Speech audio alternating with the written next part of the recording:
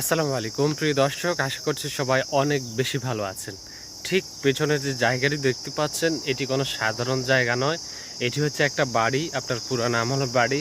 তা আরব দেশগুলোতে আপনি যখন আসবেন তখন এরকম সুন্দর সুন্দর বাড়ি দেখতে পারবেন। আগের জামানার মানুষ কতটা কষ্ট করে আপনার এরকম বাড়িতে বসবাস করতো। তো আজকে আপনাদেরকে এই বাড়িটি আমি সম্পূর্ণ ঘুরে দেখাবো। দর্শক দেখতে পাচ্ছেন, এটা প্রায় বিলুপ্তর পথে। আপনাদেরকে যদি একটু দেখায়, এই যে এটা সম্ভবত একটা জানালা। আপনার এখানে তো আগে এসি ছিল না, এখন তো অ্যাভেলেবেল প্রত্যেকটা ঘরে বাড়িতে আপনার এসি আছে।